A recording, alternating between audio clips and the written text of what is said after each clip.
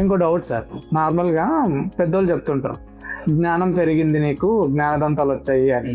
అంటే అవి ఎందుకు వస్తాయి సార్, ఎప్పుడు వస్తాయి? సాధారణంగా జ్ఞానదంతాలను మాట్లాడడానికి కారణం ఏంటంటే ఆ, మనకి ఇప్పుడు నోట్లో పాల పళ్ళన్నీ పడిపోయి పర్మనెంట్ పళ్ళు వస్తాయి. ఓకే. అవి ఎప్పుడు స్టార్ట్ అవుతాయి?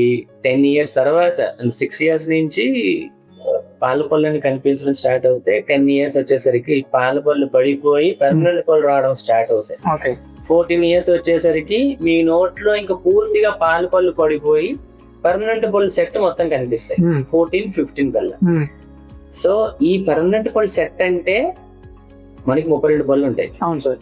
32లో పైన 16, కింద 16. పైన 16 మళ్ళీ డివైడ్ చేయండి, ఇటు 8, ఇటు 8. ఓకే. ఈ 8లో 8వ పన్ను జ్ఞానదంతం. సో 8, 4, 32. 8వ పన్ను జ్ఞానదంతం. అంటే ఆ జ్ఞానదంతాలు తప్ప, అంటే 4 పళ్ళు తీసేయండి, 28 పర్మనెంట్ పళ్ళు మీకు బై 14, 15, 16 years వచ్చేస్తాయి. ఓకే. ఈ జ్ఞానదంతం అన్నది మీకు ఆఫ్టర్ 18, 19, 20 తర్వాత రావడం స్టార్ట్ అవుతుంది. ఓకే. జనరల్ గా 18 అంటే టీనేజ్ అయిపోయి అడల్టరీ లోకి వచ్చిన ఏజ్. సో జ్ఞానం అన్నది మనకి జనరల్ గా ఇంకా పెద్దవాళ్ళు అయ్యారు అన్నారు కదా, జ్ఞానవంతులు అయ్యారు అన్నట్టు.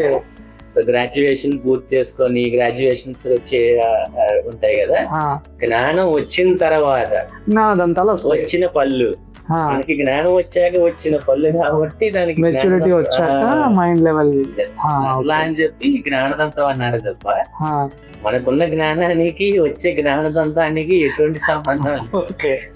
అది తీస్తే జ్ఞానం పోవడాలు ఈ ఇదేమీ లేదు. దాని ఐడెంటిఫికేషన్ కోసం అట్లా జ్ఞానదంతం అన్న మాట చెప్పారు.